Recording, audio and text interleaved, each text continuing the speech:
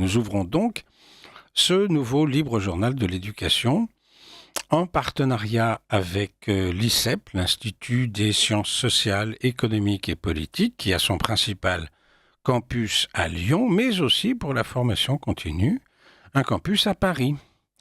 Alors la session de Paris est en cours, mais la prochaine ouvrira en janvier et pour toutes les autres formations, bien sûr, à cette date, les jeux sont faits. Ce soir, le thème sera l'éducation à la beauté. Et pour cela, je suis à nouveau accompagné, avec grand plaisir, je suis accompagné d'Axel Girard, spécialiste de l'éducation, qui m'accompagne depuis le début de tout un cycle consacré à l'éducation de la jeunesse par les arts. Mais l'éducation en France, évidemment, ne prépare pas notre jeunesse à l'appréhension de la beauté. Je pourrais vous citer une anecdote que j'aurais pas cru possible, malgré mon mauvais esprit habituel. Une jeune femme que je connais très bien, qui vient de finir ses études et qui a obtenu un poste dans un collège, pour le coup. Elle s'est vue confier les classes de 5e. Elle est arrivée, elle n'avait jamais enseigné de sa vie. Déjà, elle a été nommée professeure principale. Bon, très bien, on lui fait confiance. Et c'est effectivement une personne d'élite, je n'en doute pas. Mais enfin, ça fait bizarre de confier ce poste de professeur principal à une jeune fille de 25 ans, sachant que les autres professeurs en auront 40 ou 45. Mais le plus extraordinaire, c'est que on lui a confié le poste de prof de dessin. Elle n'a jamais appris le dessin. On ne sait pas quoi faire de cela. L'éducation nationale dit, vous savez, il y a des cours de dessin, il faut les donner, il faut les dispenser.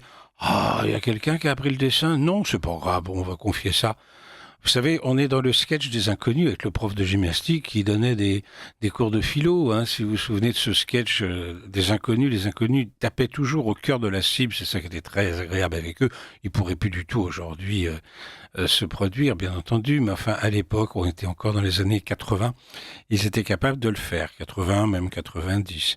Là, en tout cas, donc cette jeune femme qui n'a jamais appris le dessin va être prof de dessin à des élèves de 5e. Alors on devine évidemment ce qui va se passer.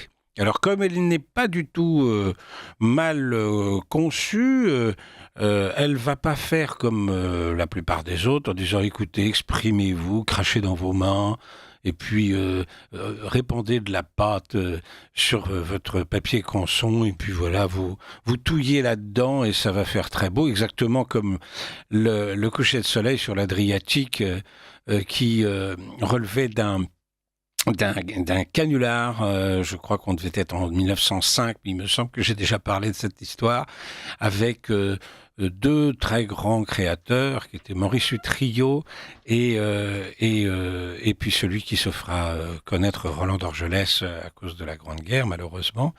Eh bien, ces deux créateurs ont fait peindre une toile horizontale, donc en format pas maritime, mais enfin en format paysage. Vous savez, il y a 3 formats, le maritime, le paysage et la figure. Et puis, ils ont attaché un pinceau à la queue d'un âne et ils excitaient l'âne avec des feuilles de tabac et l'âne peignait comme c'était des traits horizontaux avec les couleurs primaires, le bleu, le jaune, le rouge, etc. Eh bien, ça a créé forcément ce que ça devait créer, c'est-à-dire un coucher de soleil sur l'Adriatique. Et cette toile a été envoyée au Salon des Indépendants. Et elle a évidemment recueilli les extases des commentateurs de presse, des critiques d'art, etc., qui ont dit vraiment quelle audace, etc. Ils ont révélé la supercherie il y a quand même plus de 100 ans de cela. Nous sommes en 2024, donc il y a 120 ans, on va dire. Eh bien non, ça n'a pas suffi. Ça n'a pas suffi. Voilà, parce que qu'importe à la liberté qu'on se moque d'elle, si je veux peindre comme un âne et que je décide que c'est beau, eh ben ce sera beau. Alors on rentrera dans ces détails avec Axel, mais en tout cas, voilà comment je ne crois pas que la jeune fille dont je parle fera ça, parce que je ne la crois pas capable d'entraîner toute une classe à se fourvoyer, mais en tout cas, je lui souhaite bien du courage. pour donner ses cours de dessin, alors qu'elle n'a jamais appris elle-même le dessin. C'était comme ça moi qui suis un vieil homme, c'était comme ça déjà dans ma jeunesse. C'est-à-dire qu'on confiait le cours de musique. Alors, il semble quand même que cet aspect-là se soit un tout petit peu amélioré avec le développement des facultés de musicologie, des départements de musicologie, où sont d'ailleurs, enfin, les étudiants étaient vraiment surqualifiés pour ensuite de donner des cours en collège. Mais enfin bon. Mais c'est resté comme ça pour les travaux manuels, pour le dessin, etc. Donc ça, c'est au mieux. Hein, l'éducation nationale ne prépare pas notre jeunesse à l'appréhension de la beauté. Ou alors au pire, elle communique à notre jeunesse un appétit de puissance qui lui fait décider ce qui est beau, ce qui est laid, en dehors de nos caractéristiques physiques. Et avant de passer la parole à Axel Girard, je voudrais encore une fois un peu monopoliser la parole en rappelant que j'ai consacré plusieurs travaux d'esthétique à cette question-là. Il y a 3 titres disponibles. Je vends mes tapis, La musique et le monde, L'appel des sirènes et Anthropologie. Et en fait, dans ces 3 ouvrages, je montre que nous avons des caractéristiques physiques qui font que ce que nous trouvons beau, dans un premier temps, ça n'exclut pas évidemment l'éducation à la beauté ou au raffinement, mais ce que nous trouvons beau dans un premier temps ne dépend pas véritablement de notre simple volonté. Ça dépend aussi, enfin c'est une sorte de conjonction entre notre nature et notre volonté. Par exemple, si les chiens faisaient de la musique, eh ben, ils écriraient probablement leur musique avec des ultrasons. Nous ne sommes pas capables de percevoir les ultrasons. Et puis j'avais fait, vous trouverez ça pour ceux qui se passionneraient, dans un ouvrage qui s'appelle donc Anthropologie. Vous pouvez trouver ça dans les meilleures boucheries, enfin vous le commandez surtout sur Internet, ce qui est le plus simple. Et je raconte comment, dans le cadre de mes travaux de thèse, je m'étais livré des expériences en laboratoire d'électrophysiologie dans une faculté de médecine, où j'avais posé des électrodes sur mes cobayes, si je puis dire, humains, pour essayer de comprendre comment le cerveau, en dehors de tout contexte culturel, etc., percevait 4 intervalles. La tierce majeure, le triton, c'est-à-dire la carte augmentée, la septième et la quinte. Et en fait, j'avais découvert, avec ces expérimentations, que il y avait des intervalles qui étaient mieux accueillis par notre nature. Encore une fois, on ne parle pas là de culture ou de quoi que ce soit, hein, de construction musicale, mais au moins par notre nature, il y avait des intervalles qui étaient mieux accueillis. Ça ne veut pas dire qu'il ne faut pas qu'il y ait de dissonance, puisque le triton, hein, c'est la carte augmentée. Fa, si, pour ceux qui voudraient essayer ça sur un piano, qui joue ces 2 notes en même temps, fa, si, ça paraît dissonant. Bien sûr qu'il faut de la dissonance, il faut du sel dans un plat. Mais si vous mettez que du sel dans le plat, vous ne pourrez jamais le manger. C'est pas possible. Voilà. Donc c'est une question de mesure. Tout ça, c'est pour vous dire que nous sommes, en fait, nous appartenons à un monde, à une nature, et finalement, là je parle de la musique parce que c'était ma spécialité, finalement, l'objet musical est un objet également, lui, un objet de nature. Donc, bien sûr, à cela s'ajoute évidemment la créativité qui fait que Jean-Sébastien Bach écrit une cantate, et on n'a jamais vu, bien sûr, dans la nature se promener toute seule une cantate de Bach, on est bien d'accord. Voilà, alors en tout cas, cette éducation nationale, qui est ma meilleure amie, comme vous le savez depuis le début de nos émissions, au pire, donc, communique une sorte de mégalomanie, un appétit de puissance aux élèves, aussi bien aux élèves des collèges et des lycées qu'aux élèves des écoles d'art, pour leur faire croire qu'il suffit qu'ils décident que quelque chose soit beau pour que ce soit beau. Alors, maintenant que j'ai dit tout cela, il y a aussi l'approche purement intuitive. Et bien sûr, j'apostrophe Axel Girard, qui me fait le plaisir de revenir parler de tout cela. Parce qu'il y a aussi des philosophes qui ont parlé de la beauté, mais sans passer, comme je le fais, par tout simplement la nature ou par l'expérience laborantine, mais par la réflexion, par exemple, des gens comme Kant. Je rappelle qu'Axel Girard, non seulement est une spécialiste de l'éducation, mais elle est aussi violoniste, donc elle sait de quoi elle parle, et la beauté, elle court après, elle court derrière, pas seulement en s'habillant remarquablement, comme encore ce soir, en étant très élégante, elle court aussi derrière en jouant de son violon, bien sûr, je suppose en participant à des formations instrumentales, même si je ne connais pas votre vie, mais je suppose que vous faites de la musique un peu, quand on joue du violon, on fait de la musique un peu en groupe quand même, et donc vous courez derrière la beauté, donc vous aussi c'est une question qui vous tenaille forcément, hein. Qu'est-ce que vous avez à nous dire à ce sujet, Axel Girard? Bonsoir Yves-Marie, merci pour votre nouvelle invitation. Je suis ravie d'être là. Bonsoir à tous les auditeurs. Alors, je ne sais pas vraiment par où commencer. Je vais peut-être rebondir sur un mot que vous avez employé. Vous avez parlé tout à l'heure de proportion. J'ai trouvé ça très intéressant parce que nous sommes à une époque justement qui remet complètement en question aussi cette notion de proportion, de proportionnalité, qui pourtant habite les arts en Occident depuis très longtemps. Aujourd'hui, on a vraiment l'impression, mais on va sans doute en parler un petit peu plus tard, que finalement, comme vous l'avez dit, c'est le primat en fait du subjectivisme, du subjectif tout simplement. Si moi je décide que quelque chose est beau, alors c'est beau, je l'affirme. Et on est bien au-delà de ce que Kant, effectivement, vous y faisiez allusion tout à l'heure, décrit dans la critique de la faculté de juger. On n'a pas seulement envie que tout le monde adhère à ce que soi-même on trouve beau et qu'on a envie nécessairement de De partager, partager, oui. on a aussi envie de faire taire tous ceux qui ont une opinion contraire. Et c'est là qu'on a un problème. Et alors pour parler tout de suite un petit peu d'éducation et d'éducation nationale, le problème est qu'aujourd'hui, justement, les professeurs ont énormément de mal à contredire les élèves. On le voit enquête après enquête, c'est très compliqué. Alors évidemment, si un élève dit bon, moi, pour moi, la musique, je n'entre pas dans les détails, mais la musique, c'est pas possible, c'est pas beau, pour des raisons, pourquoi pas religieuses, ben, le professeur est un peu pris au piège, il ne sait pas vraiment que répondre.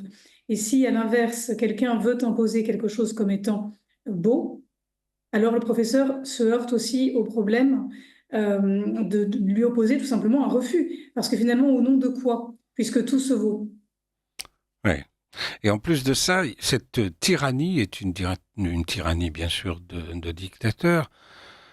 Vous me faites penser, là, je pense pas à la musique, mais à une œuvre, entre guillemets, évidemment, que l'on trouve peut-être toujours, je ne sais pas, au centre Pompidou. Il s'agit d'un grand trait rouge peint sur un mur. Alors, si c'était seulement un grand trait rouge vertical peint sur un mur, vous pourriez vous dire c'est un accident du travail, parce que c'est un ouvrier qui était sur son échelle avec son pinceau et qui devait repeindre le mur, et il est tombé. Donc, avec son pinceau qu'il tenait encore, il a fait, ce trait vertical. Mais ce trait rouge est accompagné en bas à droite d'une signature. Et donc à ce moment-là, cette espèce d'usurpation qui fait que nous sommes convoqués par cette prétendue œuvre en disant, vous voyez, ça c'est une œuvre d'art, parce que j'ai décidé que c'était une œuvre d'art. Je me fiche de savoir si je dois passer par le joug d'une nature commune entre vous et moi. Je suis une sorte de Dieu créateur, en définitive. Dans cette inversion, mais on va parler des inversions et même de la bascule du beau vers le laid, etc. Enfin, on parlera de tout ça tout à l'heure. Cette inversion, il y a quelque chose finalement qui relève du diabolique. C'est étonnant. Cela dit, j'aurais deux, trois petites choses à dire sur le diabolique. Merci à l'auditeur qui me rappelle que le nom du comédien qui m'échappait est Michel Roux, l'admirable Michel Roux, très grand comédien de théâtre, de comédie, hein. Pas de tragédie, mais de comédie, un très grand comédien. Il avait une voix extraordinaire, et c'est lui qui fait la voix de Danny Wilde dans la version francophone, disons, de ce feuilleton amicalement vôtre. Et encore une fois, j'ai toujours pensé que la voix de Michel Roux était plus agréable à entendre que celle du comédien lui-même. Donc, merci beaucoup. Alors, en fait, c'est-à-dire que quand je parlais d'intuition, Axel, Je pensais, enfin c'est pour ça que je vous renvoyais à vos chères études, et notamment à Kant, c'est-à-dire que Kant admet l'idée qu'il existe quelque chose d'universel euh, à la beauté, c'est-à-dire qu'elle est irréductiblement universelle et c'est un peu ce que vous avez voulu nous dire en disant que, en définitive, c'est de l'affirmation de ce qui est universellement beau, reconnu comme beau, et non pas l'affirmation de ma subjectivité. Quand bien même toute personne qui s'exprime est un sujet, évidemment, donc on ne sort pas totalement, évidemment, de la subjectivité.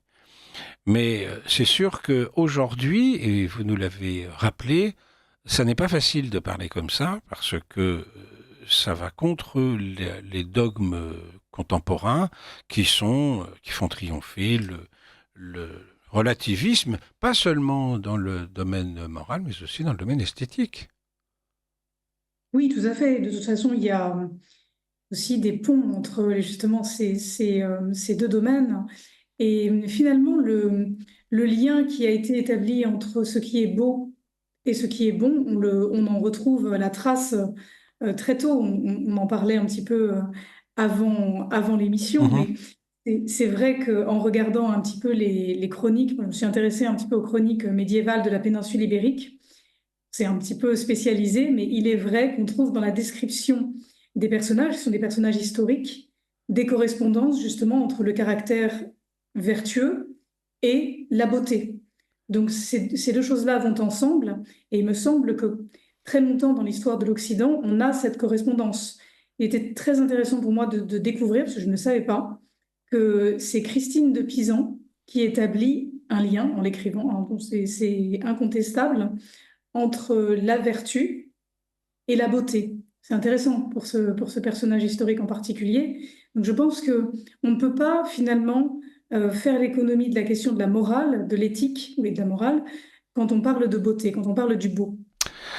Si vous voulez bien m'accompagner pour approfondir cette question, parce que j'ai un avis un petit peu différent et dans une certaine mesure un peu divergent, malgré évidemment tout le respect qu'inspire Christine de Pisan, est une, une, un immense écrivain ou une immense écrivaine, je ne sais plus comment il faut dire aujourd'hui, mais Je crois qu'on peut dire écrivain. on peut dire écrivain, bon, très bien.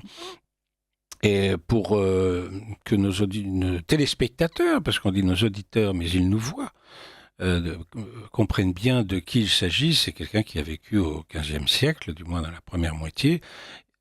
Christine de Pisan a vu surgir Jeanne d'Arc, par exemple, hein. Elle a parlé sur Jeanne d'Arc. Elle a écrit sur elle des choses absolument extraordinaires, d'ailleurs, hein, sur Jeanne d'Arc. C'est vraiment un très grand écrivain. Euh, Vous avez raison de rappeler, mais c'est là où il faudrait, parce que hors antenne, vous disiez quelque chose qui, moi, me surprenait.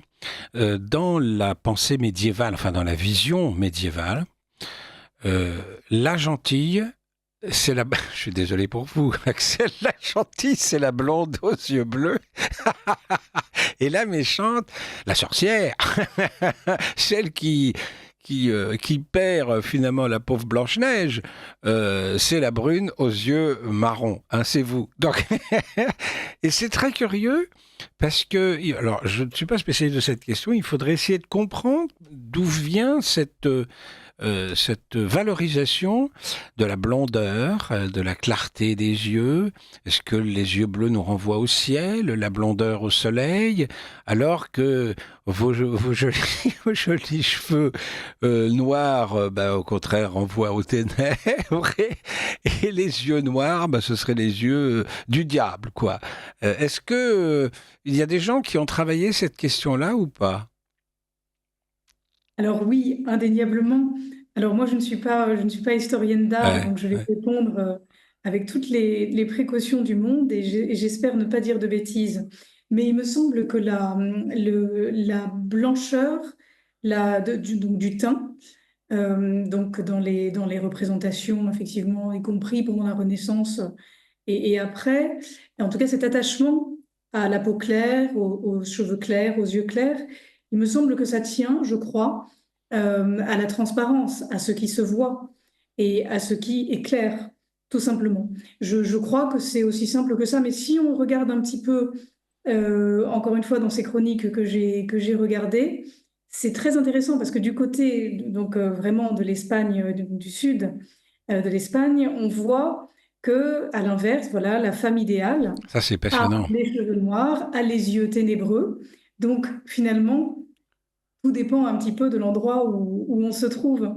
Ça peut être voilà, beaucoup de choses, mais il me semble qu'il y a quand même quelque chose, il y a un trait qui est fondamental, en tout cas en Occident, c'est la symétrie.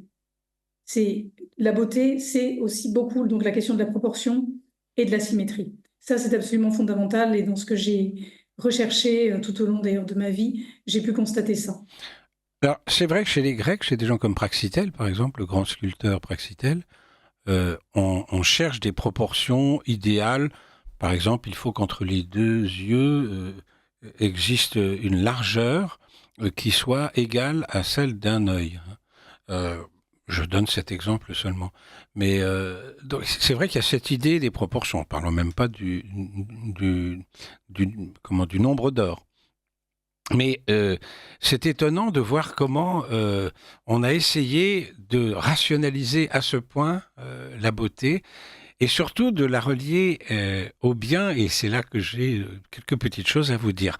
Vous avez, euh, vous avez parlé donc, nous avons parlé, pardon, ensemble de la gentille blonde et la méchante brune, mais je rappelle que c'est extraordinaire de voir ça, c'est constante dans la civilisation occidentale. Si vous regardez des films américains, et peut-être pas seulement américains d'ailleurs, on retrouve souvent ça. Je pense à un film qui est un film plastiquement remarquable, et là on approche déjà de la question du lien entre la morale et la beauté, euh, qui, est, euh, qui est cette enquête, vous savez, extraordinaire autour d'un personnage incarné par Sharon Stone, un très grand thriller policier qui s'appelle pendant que je vous parle, c'est pas possible, il faut que vous veniez à mon secours. Là encore, il va y avoir un téléspectateur qui va m'envoyer Basic Instinct. Voilà. Dans Basic Instinct, la gentille, c'est Sharon Stone. La méchante, c'est une brune. Alors, c'est dommage, je me souviens pas de son nom parce qu'elle est moins connue que Sharon Stone. Mais la méchante, c'est la brune. Et la gentille, même si le personnage est un petit peu ambigu, on ne sait pas trop finalement si elle est si gentille que ça. Parce qu'à la fin du film, un doute s'installe. Mais bon, en tout cas, elle joue le rôle de la gentille et la méchante est jouée par la brune. Donc, et là, Basic Instinct, c'est les années 90, c'est-à-dire qu'on est encore dans cette représentation qui remonte au Moyen-Âge occidental, à savoir que, alors, c'est pas tellement que la blonde soit plus belle que la brune, mais la blonde est meilleure. Enfin, elle représente le bien et la brune représente le mal. Ça, je suis très frappé et on pourrait trouver ça plusieurs fois dans les œuvres cinématographiques, par exemple. C'est très Oui, étonnant. oui, oui, oui, je suis parfaitement d'accord, je vois très bien. Euh, alors, je pense qu'on a tous été un peu bercés, voilà, par Disney. Et, euh, et évidemment, voilà, vous Hmm. faites Oui, bien sûr. allusion à des choses Ouais. qui, à mon avis, sont très concrètes Ah, il pour y a une les continuité. Ouais. auditeurs. Ouais. Mais aujourd'hui, les choses sont en train de changer et alors on va complètement dans le sens inverse, ce qui fait qu'aujourd'hui la plateforme Disney prévoit des Ouais. petits textes avant la diffusion des dessins animés ou peu importe voilà, du film ou quoi, mais qui indiquent que justement ces clichés racistes, pourquoi Hmm. pas, Oui, c'est ça. voilà, datent d'une certaine époque. Et c'est très amusant parce que on s'aperçoit, en tout cas, moi, pour mon cas personnel, c'est vrai que j'ai grandi avec cette idée, comme vous la décrivez, voilà, Oh, les brunes pardon. sont plutôt, voilà, voilà, sont plutôt rusées et pas forcément très sympathiques, et les blondes sont très sympas et en général sont celles qui sont convoitées par le prince charmant et autres, en règle générale. Donc, voilà, on ne s'en est pas rendu compte. Mais c'est vrai que je pense qu'il y a comme ça des sous-bassements culturels Hmm. qui ne cèdent pas facilement. Et puis finalement, les choses étant ce qu'elles sont, on grandit avec ça. On n'a pas du tout l'impression que ce soit un cliché raciste, pas du tout. On a simplement l'impression que c'est comme ça et on ne se pose pas tellement de questions. Et aujourd'hui, on arrive dans une époque où il faut remettre tout ça en question, remettre tout ça en perspective et déconstruire. Oui. Alors, revenons pour parler de gens sérieux et non pas de ceux que vous évoquez en ce moment, les wokistes et tout ça. Revenons à Christine de Pisan. Vous disiez tout à l'heure qu'elle établit un lien entre la beauté et la vertu. Et c'est là que je voudrais que vous m'accompagniez dans une exploration de cette question-là, parce que il existe la beauté du diable. Lucifer est toujours porteur de lumière. La différence, parce que les dons de Dieu sont sans repentance, donc il porte toujours la lumière. Mais la différence, évidemment, c'est qu'il porte de la lumière aujourd'hui pour nous éblouir, nous aveugler, et non pas pour nous éclairer, non plus pour nous éclairer. Il nous éclairait jusqu'à sa révolte, ou il nous aurait éclairé s'il ne s'était pas révolté, puisque disons, dans les récits que la foi transporte, sa révolte précède l'apparition des hommes. Mais en tout cas, Lucifer est toujours le porteur de lumière. Donc en réalité, il y a une beauté du diable. Et d'ailleurs, si on doit s'intéresser à ces questions-là, je pense que le diable qui fait peur aux gens, si vraiment le diable vous agresse en vous faisant peur, vous pouvez vous dire que vous êtes quelqu'un de bien vertueux. C'est-à-dire que vous êtes le Saint Curé d'Ars, vous êtes Padre Pio, vous êtes etc., des gens comme ça. Sinon, des gens très ordinaires comme moi, peut-être pas comme vous, le diable va essayer au contraire de me séduire. Et donc il va se rendre beau. Il y a une beauté du diable. Donc en fait, la beauté peut être trompeuse.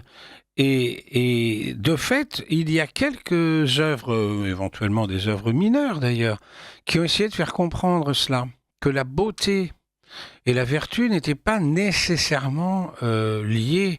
Je pense à un film des années 80, je crois, qui s'appelait Amadeus, qui invente une histoire farfelue, disons, et un personnage habillé de façon farfelue et surtout coiffé de façon totalement farfelue. Alors là, vraiment, ça respecte pas du tout l'histoire et la vérité. Un Mozart qui est un rival de Salieri. Et Salieri est confit en dévotion, c'est un voilà. Mais Salieri écrit moins bien que Mozart. Voilà. Et Salieri a tout de même suffisamment de talent pour lire des partitions de Mozart et de voir à quel point Mozart est génial. Et pourtant, Mozart est présenté comme quelqu'un d'extrêmement grossier. Alors, ce qui n'est pas faux, d'ailleurs, parce qu'on a des lettres de Mozart à sa famille, par exemple à sa mère, où ils avaient des blagues scatologiques, c'est étonnant. Mais peu importe que Mozart ait été comme ça, je ne crois pas du tout qu'il ait été un homme mauvais.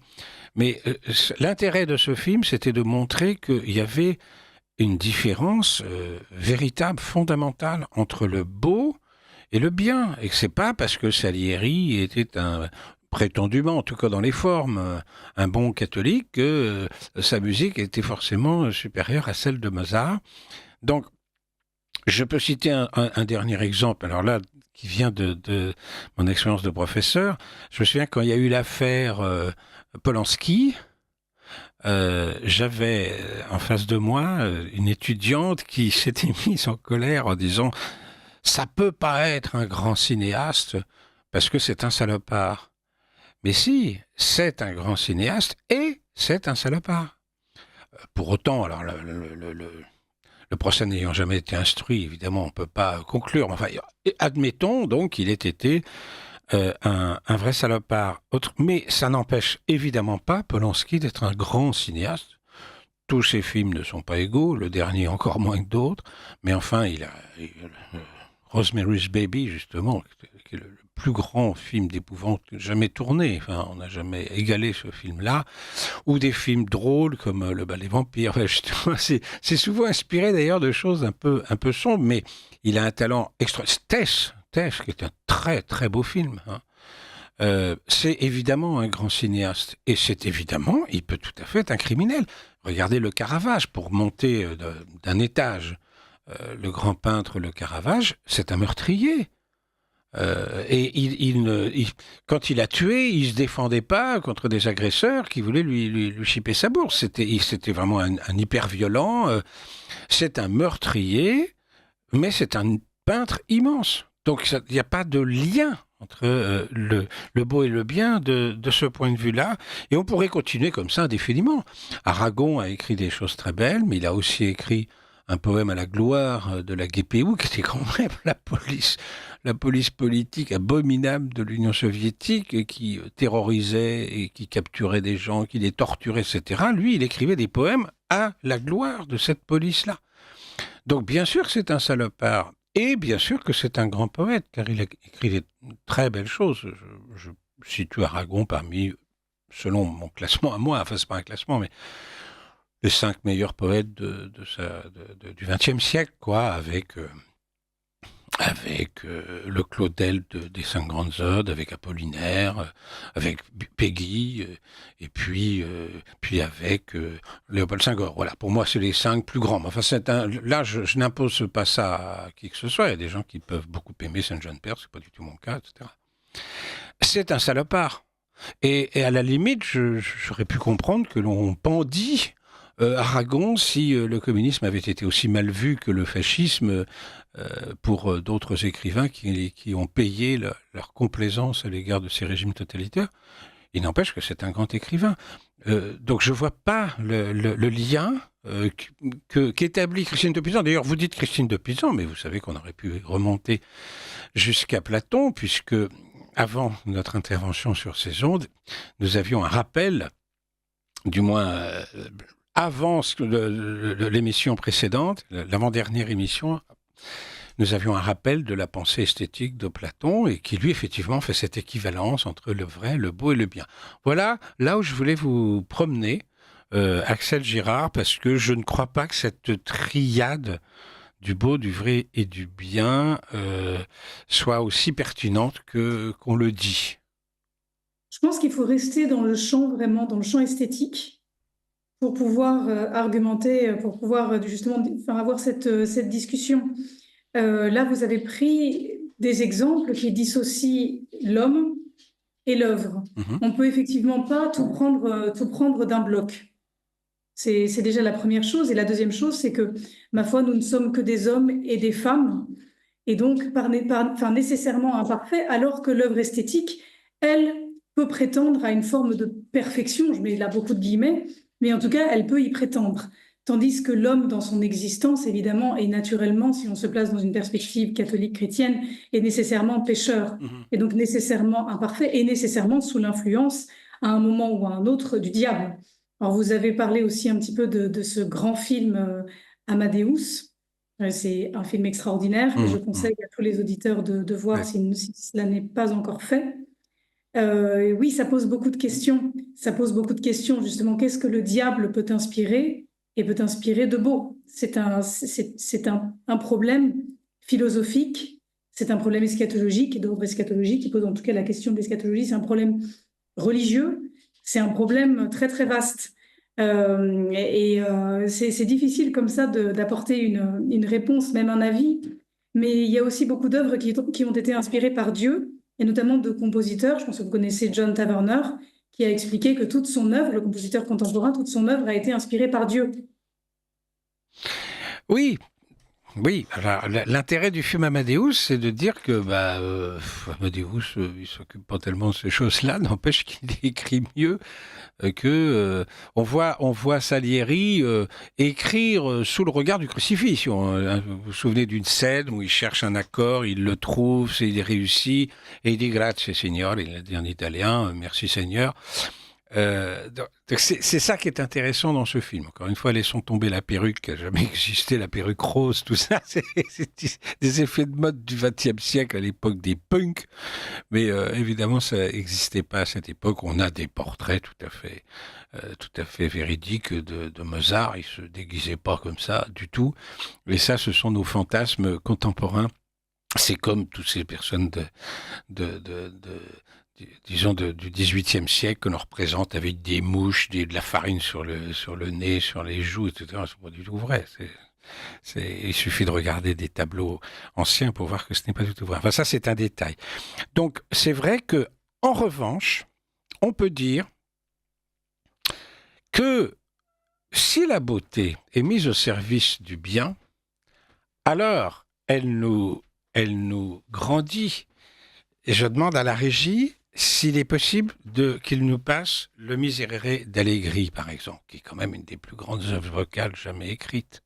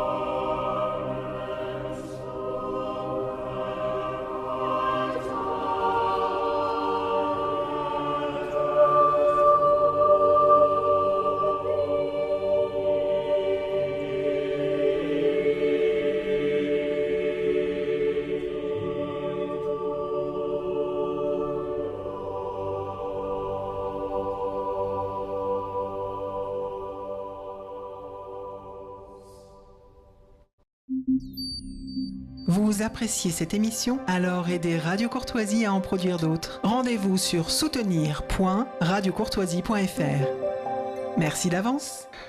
Chers amis et cher Axel Girard, nous recevons un nouveau message d'un auditeur qui nous dit, concernant les grands écrivains comme Aragon, qui vient d'être cité pour des écrits qui saluaient des salopards, la Marseillaise de Rouget de Lille, à l'entendre, peut être harmonieuse, mais c'est une véritable apologie satanique d'un appel au meurtre. Voilà ce que dit cet auditeur. Oui, je pourrais ajouter deux choses. Non seulement, bien sûr, comme la musique est insignifiante presque d'un point de vue intellectuel, c'est une apologie du meurtre, mais en plus de ça, c'est une musique entièrement pompée sur des auteurs, sur des compositeurs précédents. La Marseillaise a été chippée par... sur un oratorio qui datait de 1787, qui s'appelle Esther, composé par Jean-Baptiste Grison, 1787. Et je dis pas inspiré, c'est du plagiat pur et simple. Ça fait un peu penser, en pire encore, à tous les plagiats auxquels a pu se livrer et encore, Gainsbourg citait quand même, quand il pompait sur Brahms, sur Chopin, etc. Il mettait quand même Brahms et Chopin. Il ne se faisait pas passer pour le compositeur de la musique en question. Bon, il l'avait arrangé à sa sauce, la sauce, disons, de musique populaire, enfin, musique de variété. Mais enfin, au moins, il citait ses sources. Là, pas du tout. C'est-à-dire que le fameux Rouget de Lille, il a chippé une musique intégralement. C'est note après note que vous entendez donc dans cet oratorio Esther. Mais lui-même, le Jean-Baptiste Grison, le petit coquin, avait volé. J'aime bien finir les flaques. Ah oui, je vais le finir. J'adore les cafés qui refroidissent comme ça. Merci beaucoup. Il avait volé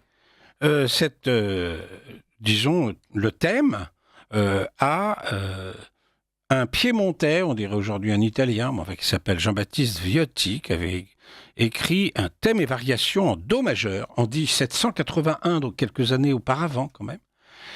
Et il faut savoir que Viotti, dès 1782, l'année suivante, donc, était passé au service de Marie-Antoinette. Donc, voilà, comment on peut se servir de la musique à des fins terribles, évidemment, qu'un sang impur, un brave-nocillon, etc., enfin, toutes ces horreurs que l'on peut entendre.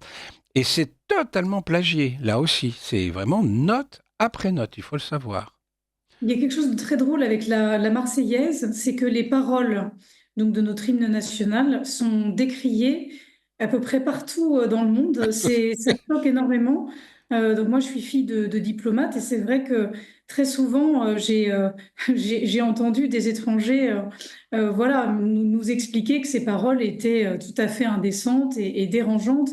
Et c'est assez amusant justement qu'on soit dans une époque qui veut revisiter tout, pardon, et qui y tient fortement. Mais en revanche, les paroles de la Marseillaise, ça, défense d'y toucher. C'est très, très amusant.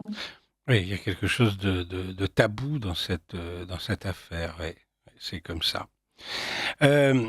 Nous avions parlé donc du Moyen-Âge avec Christine de Pisan. On était quand même à la fin du Moyen-Âge, mais enfin, c'est encore le Moyen-Âge, bon, puisque elle a vu arriver Sainte Jeanne d'Arc. Après, on arrive à ce qu'on appelle bêtement la Renaissance. Un mot malheureux, mais enfin, c'est comme ça. On appelle ça la Renaissance. Et là, l'appréhension de la beauté est encore un peu différente. On se disait ça hors antenne, vous disiez, elle devient presque mathématique.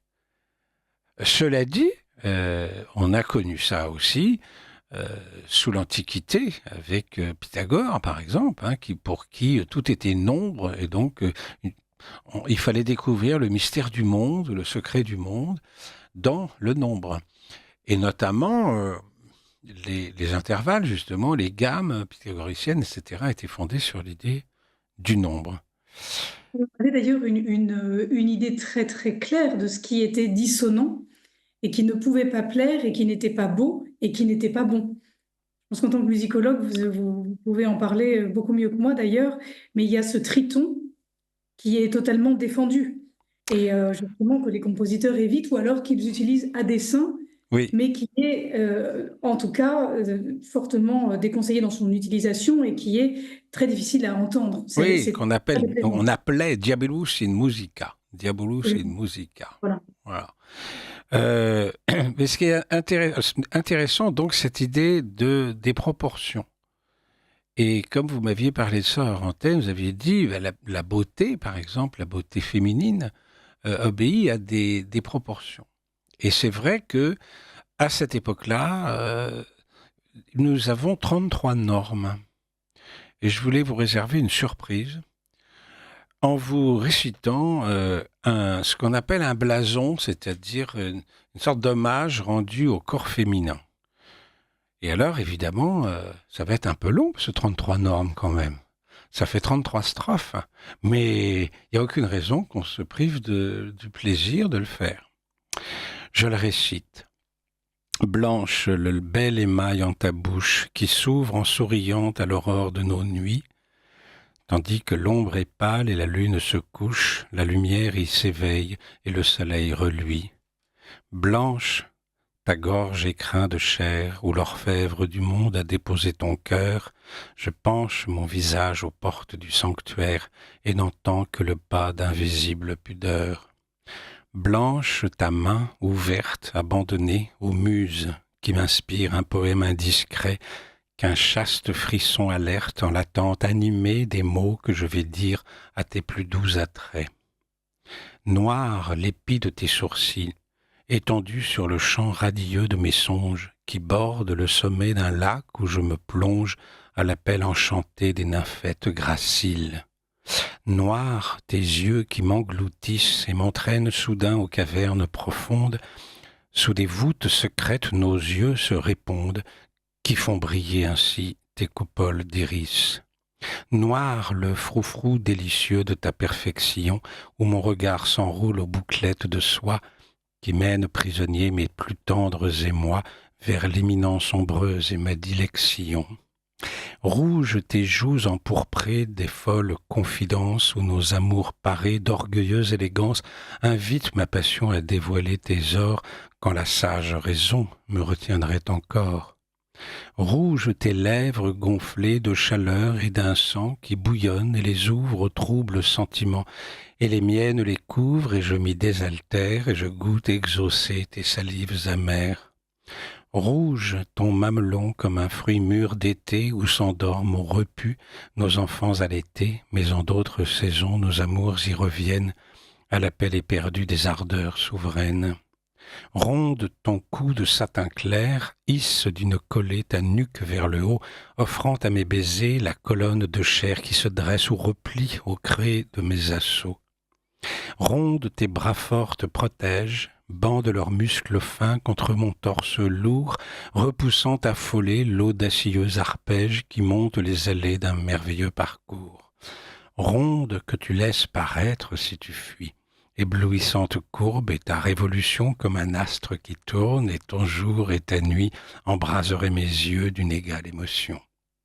Longues tes jambes sous l'ineffable sphère, éveillent mon regard du nadir au zénith, mais il me faut jurer qu'elle semble sans limite et ne point voir briller ton étoile polaire.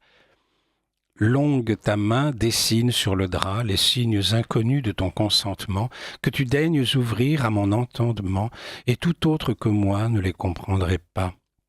Longue tes cheveux répandus sur l'épaule, à cette heure ambiguë où mon esprit s'égare, et je crois aviser des floraisons bizarres qui viennent s'emmêler aux floraisons des saules. Large ton front austère et droit disperse les chimères et m'impose ta loi, mais je sais incarner ces fronces hiératiques et le désir igné de ma déesse antique. Large ton torse fier m'accorde son asile, où ma tête repose amoureuse, docile, et dans la chambre close et l'aube qui s'attarde, je fais une prière à Dieu qui nous regarde.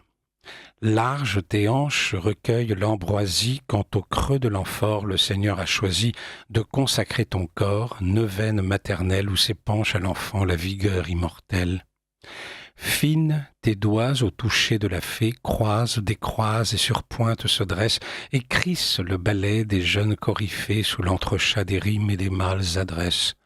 Fines, tes sourcils, comme deux ailes aux yeux, portent ma rêverie au doublement désert, lorsque lassés, tes cils élancés vers les cieux découvrent assoupie la dune des paupières.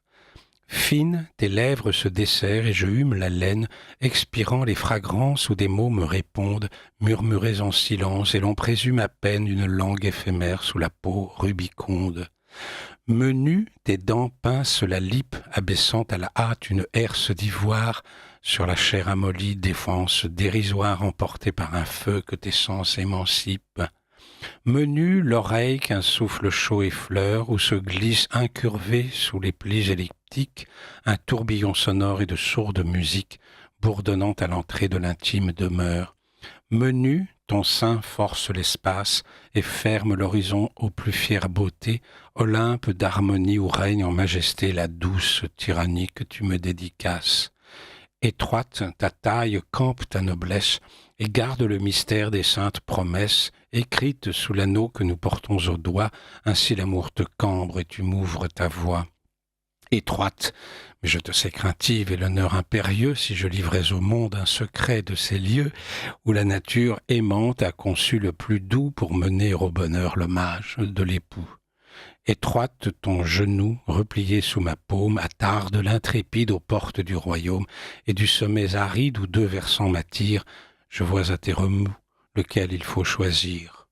Grande ta cuisse lentement descendue sur la crête prudente et la peau granuleuse, où le satin lissé, des pentes étendues vers le ravissement des arrivées heureuses. Grande ta taille et lance ton allure, et promets à mes yeux toutes les séductions de planes et de courbes, et ta silhouette pure enseigne le chef-d'œuvre de la création. Grande, ton bras au-dessus de ton corps, alangui par mon ode aux grâces féminines, accueille cette gloire et m'enlace à m'enclore et me presse à baiser tes lèvres purpurines. Petite, ton pied remue sous la fraîcheur d'une aube que j'ai cru retenir immobile, et le jour a laissé ta nudité fragile avérer sur le drap l'objet de ma ferveur. Petite, ton menton rehausse ton visage, dessinant un genou pour la bouche et le cou. Faut-il choisir encore et causer ton courroux de m'entendre sans fin chanter mon vasselage? Petite, ta bouche où mon ode s'achève, et les 33 normes des canons anciens, j'ai voulu, sous la forme de jeu patricien, louer ainsi la couche et les feux de mon Ève. Donc c'était un poème. À l'époque, Vladimir Volkov, qui m'avait fait l'honneur de lire ce recueil de poèmes qui s'appelait L'Épouse, m'avait dit « Vous êtes vraiment gonflé de dire que Dieu vous regarde ». Je ne m'attendais pas du tout à cette réflexion-là. Et voilà. Donc, voilà. Et effectivement, je m'étais servi de ces 33 normes, 11 fois 3 en fait, petites, grandes, étroites, etc., et qui servaient de canon de la beauté au XVIe siècle. Vous aurez remarqué d'ailleurs qu'il n'est pas du tout... On est donc sous la Renaissance. Effectivement, il y a le blond vénitien, etc. Mais on ne sent pas la beauté réservée aux blondes. Comme dirait la chanson, si on veut descendre quelques étages à toute vitesse, les brunes comptent pas pour des prunes. Donc voilà, ça c'était les canons de la beauté au XVIe siècle. La beauté féminine, j'entends bien sûr. Alors évidemment, il faut passer au XXIe. Et là, ça va être une autre paire de manches, j'en ai bien peur. Avant de vous céder à nouveau la parole, il faudra que je lise des messages. Il faudra que je lise des messages quand même. Mais quand je vous aurai cédé la parole... si, quelqu'un nous dit... Alors je dis quelqu'un parce que je ne sais pas si c'est un monsieur ou une... Ah non, c'est un monsieur. Il m'appelle Paul-Marie, donc je vais l'appeler Damien. En principe, il s'appelle Denis, mais moi je vais l'appeler Damien. Ou Daniel, je ne sais pas, comme on veut. Si je ne m'abuse, Roman Polanski a été jugé coupable définitivement. Mais ça, je ne savais pas. Ah oui, effectivement, aux États-Unis, oui, bien sûr. Oui. Simplement, la France refuse de l'extrader. En arrivant aux USA, il serait mis en prison. Oui, oui, monsieur a raison. Un autre homme dit merci d'avoir passé Allegri Miserere. Il faut le mériter car c'est pour les peuples qui souffrent. En tout cas, c'est évidemment une œuvre absolument incroyable. Le Miserere d'Allegri, c'est incroyable.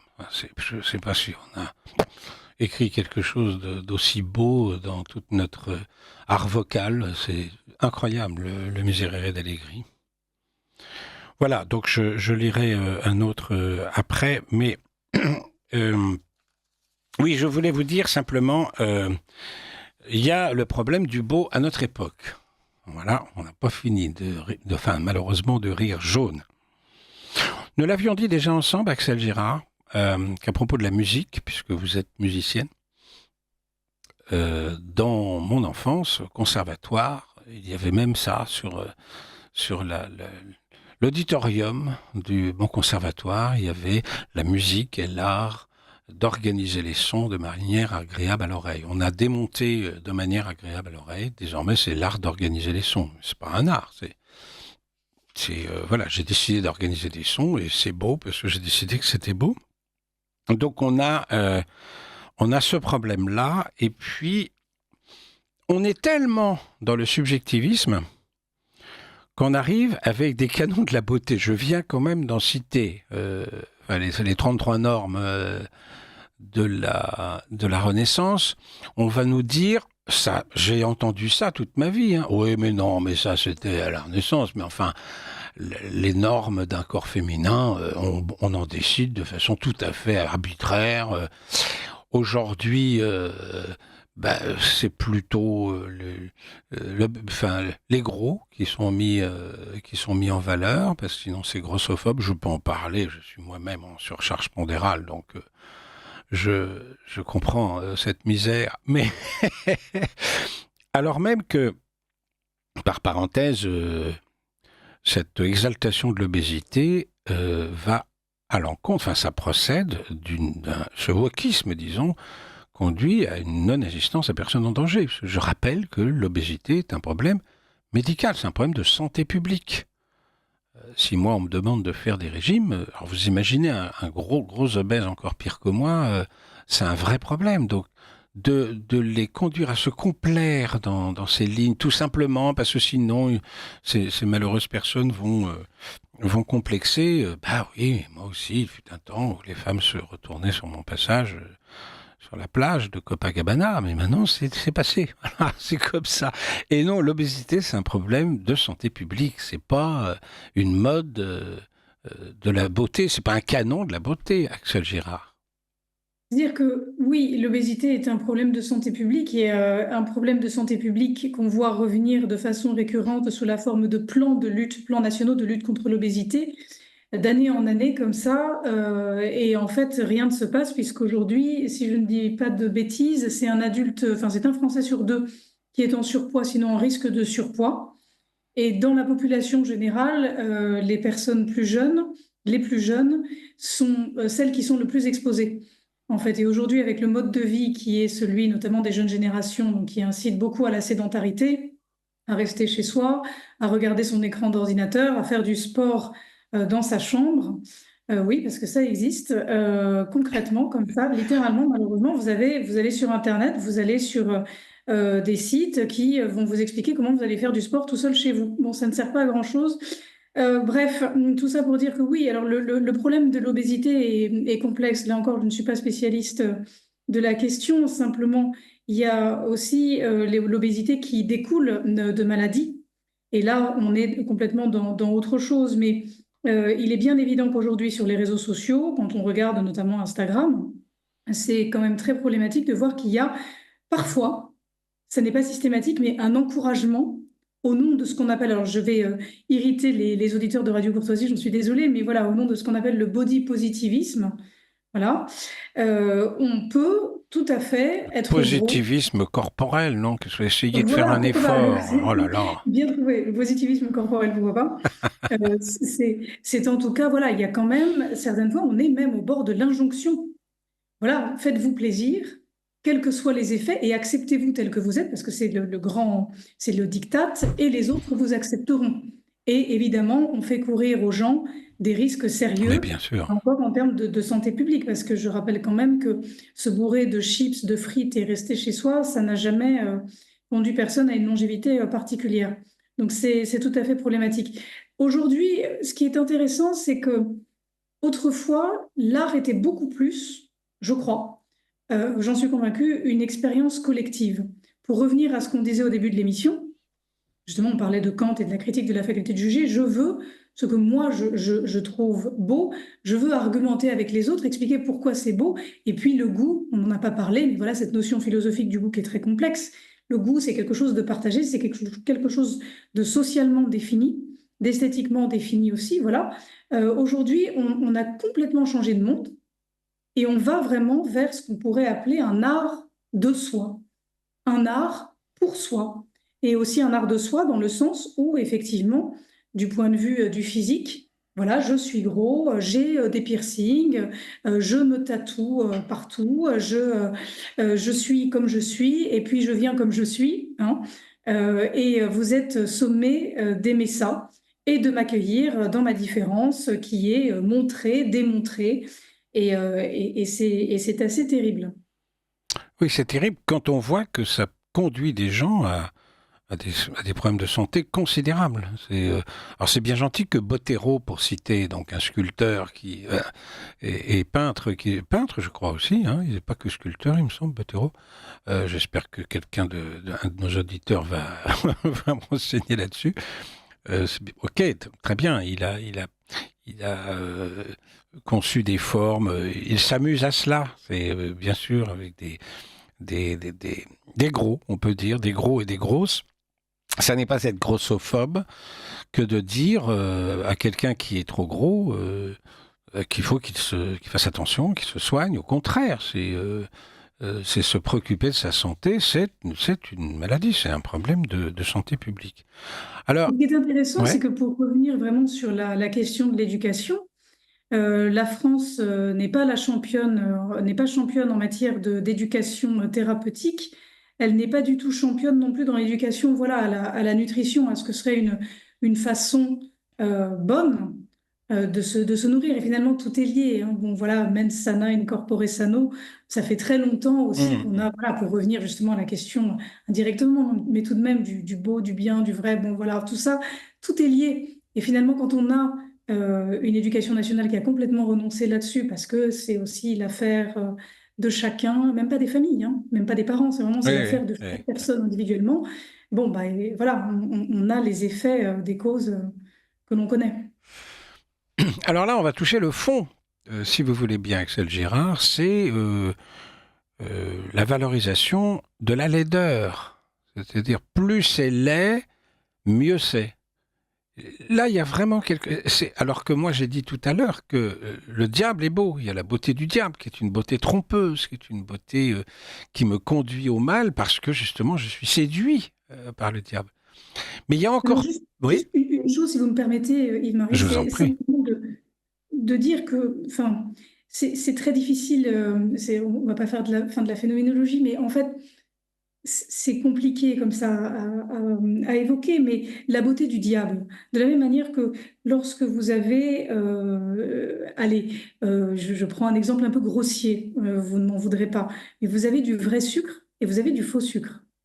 Bon, mieux vaut prendre un peu de vrai sucre que beaucoup de faux sucre, parce que le faux sucre, il a l'air d'être du sucre, c'est pas mal, c'est pourquoi pas, mais en fait, ça a mauvais goût. Tout simplement. Donc, je pense que la beauté qui est fausse, la beauté qui est mauvaise, elle finit toujours de toute façon par se voir. Voilà.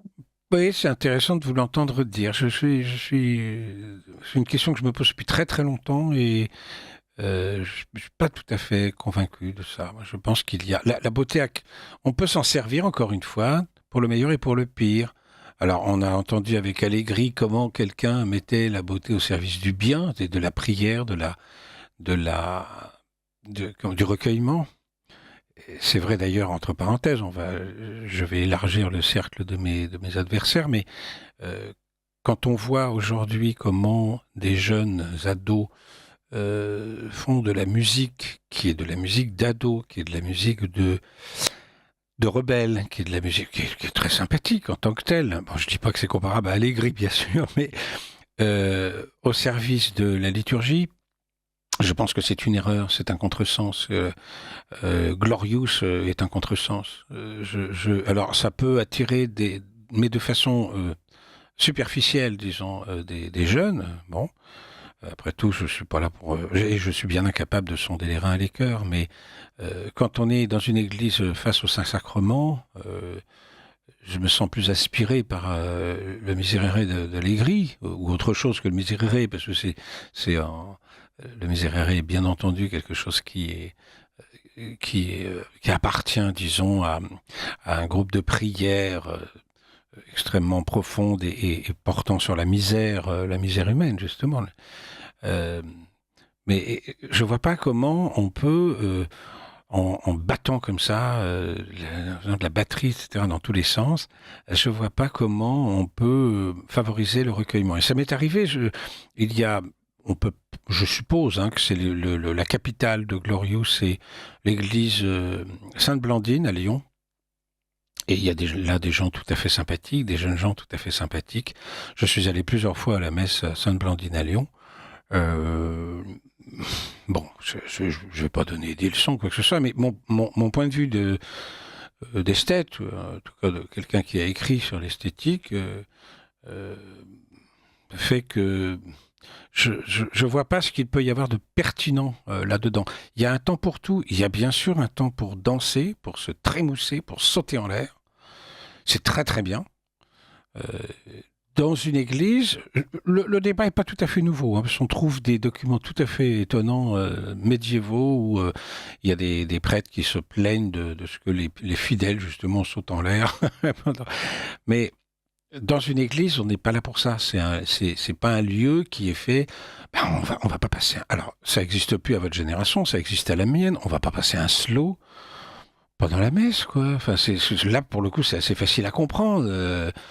Un slow, c'est un garçon et une fille qui dansaient très très lentement, en se tenant par les hanches ou par les épaules.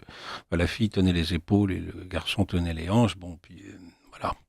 On imagine ce qui pouvait. Donc il y avait un jeu de séduction. On n'imagine pas un slow. On n'imagine pas une musique comme Angie, par exemple, des Rolling Stones.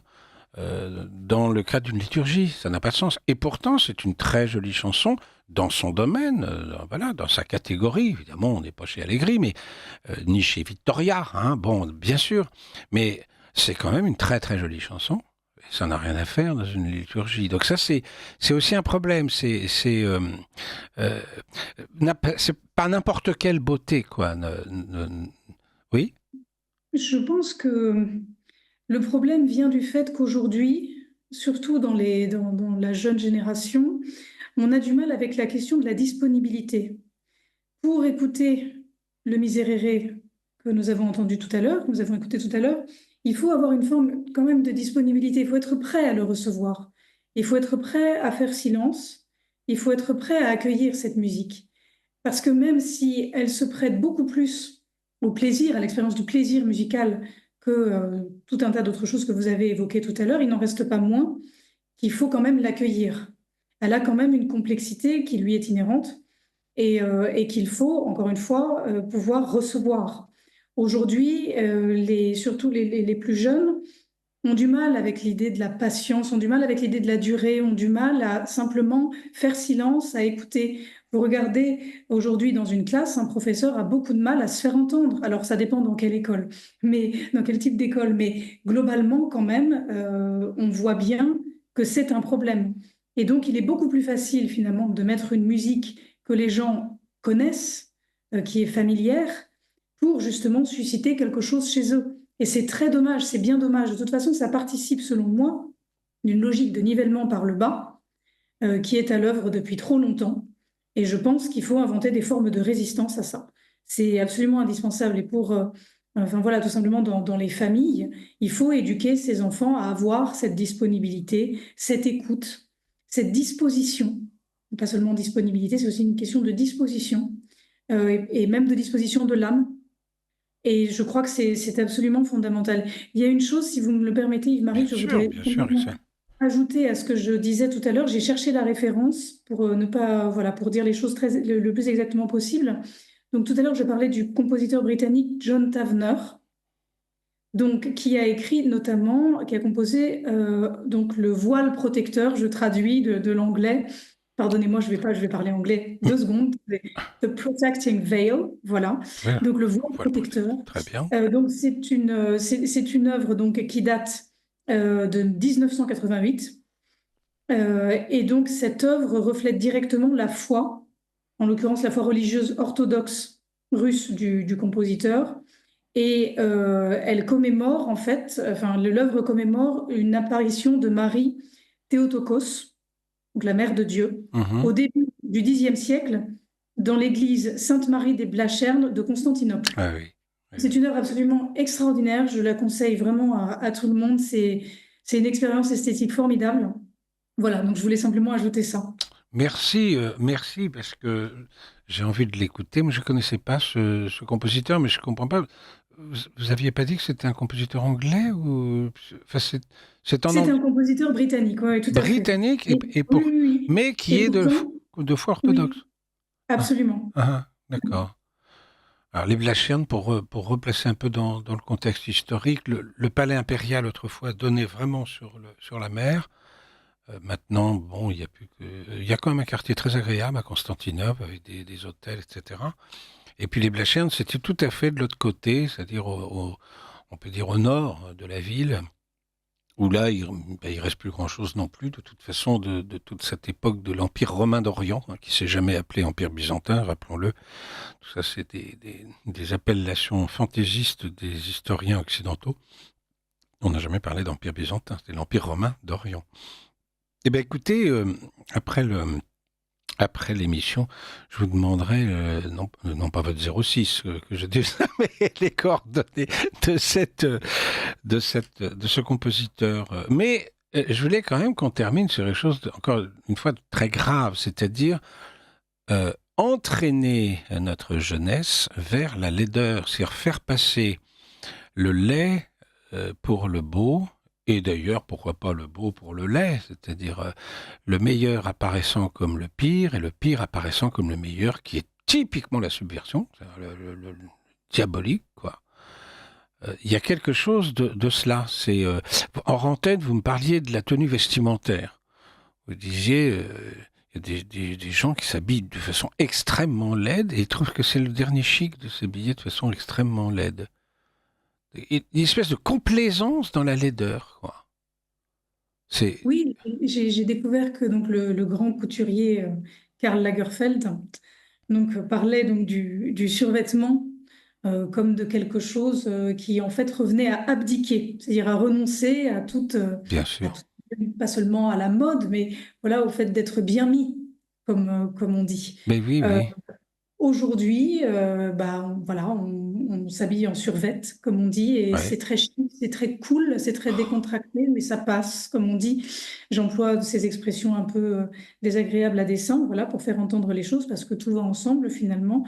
Et oui, c'est triste, c'est déplorable, mais là encore, je pense que voilà, il faut résister, il faut inventer des formes de résistance, il faut éduquer ses enfants à la beauté, il faut les emmener au musée. Il ne faut pas faire l'impasse voilà, sur les œuvres telles que celles que vous avez décrites tout à l'heure, simplement pour dire qu'elles existent, parce qu'on ne peut pas vivre, ça c'est quelque chose, bon, ça nous mènerait à d'autres débats, mais je pense que même si on est viscéralement attaché à des choses qui, vous et moi, et nous tiennent à cœur, ainsi qu'aux auditeurs de Radio Courtoisie, de façon tout à fait évidente, ce n'est pas pour autant qu'il faut justement fuir le monde tel qu'il est, dans sa réalité qui parfois est extraordinairement décevante et laide. Il y a une téléspectatrice qui nous dit souvent les régimes les plus atroces ont des hymnes qui vous arrachent des larmes. Alors là, on revient au détournement de la beauté pour le mal. C'est pas exactement ce dont nous sommes en train de parler en ce moment, c'est-à-dire la glorification de la laideur. C'est encore autre chose. Mais disons, ça se raccroche à ce que nous disions tout à l'heure.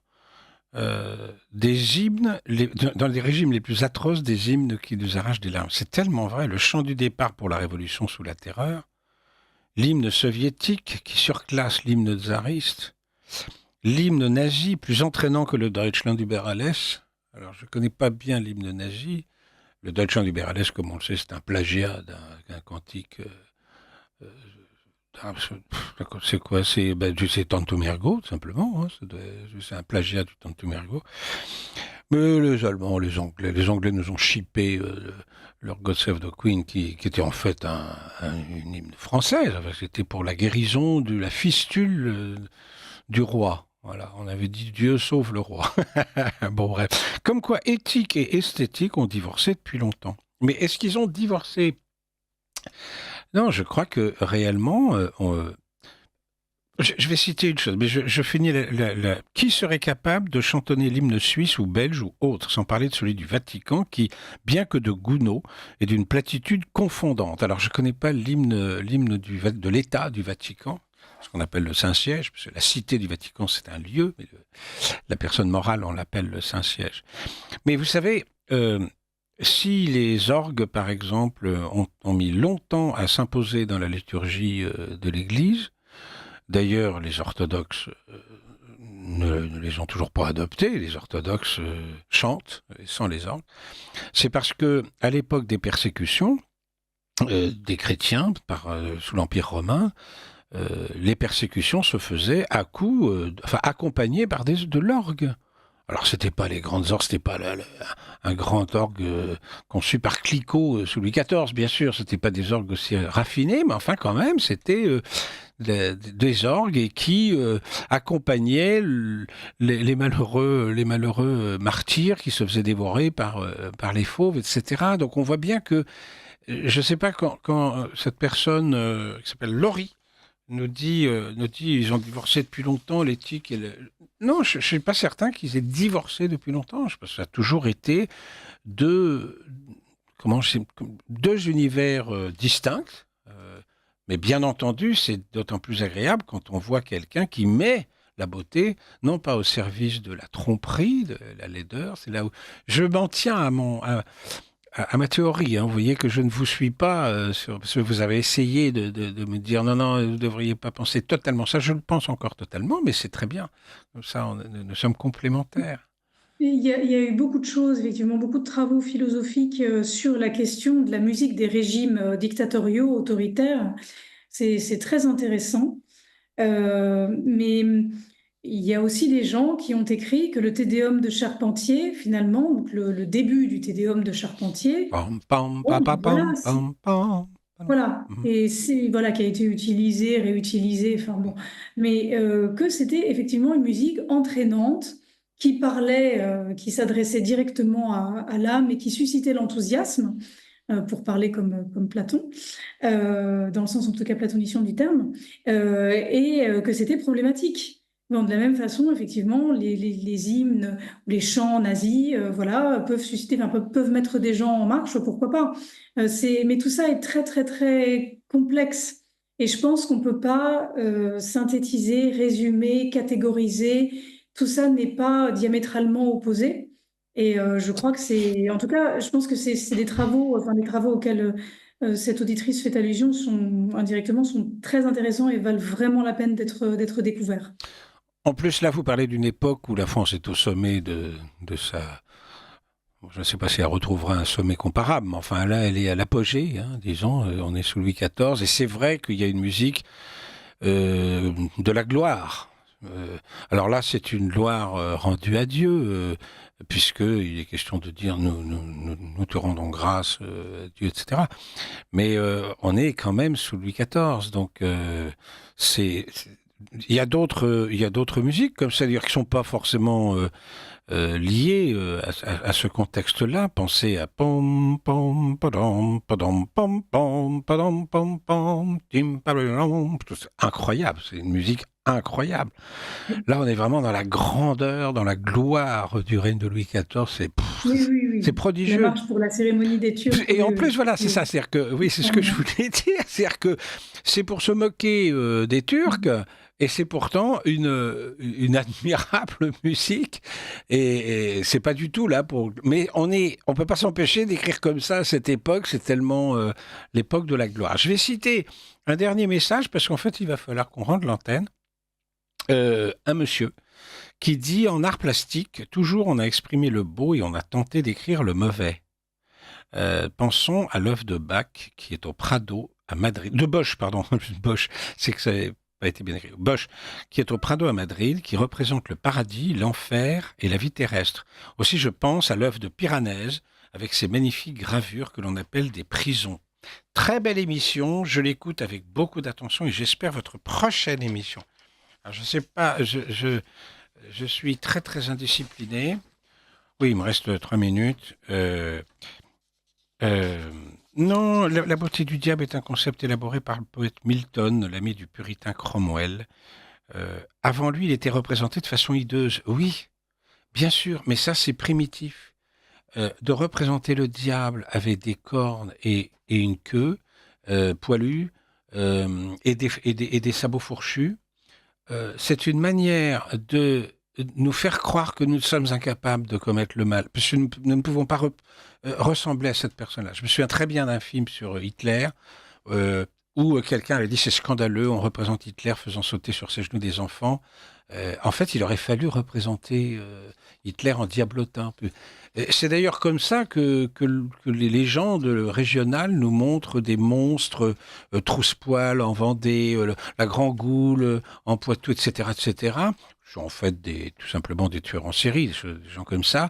Et l'imaginaire collectif ne peut pas supporter l'idée que votre fils puisse devenir un tueur en série et donc le transforme en monstre. Hein. Ça, c'est mon idée. Mais on a tellement de messages que je peux pas tout lire. Je suis désolé parce que là, il est déjà 25 et oui, il me reste 2 minutes.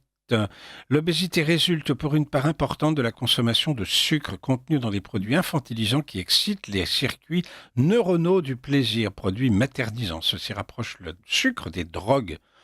Ah, c'est très très technique. Hein. L'obésité entraîne une baisse de sensibilité des cellules à l'insuline, ce qui favorise le diabète de type 2 et par là une baisse des défenses immunitaires, ce qui expose à des cancers.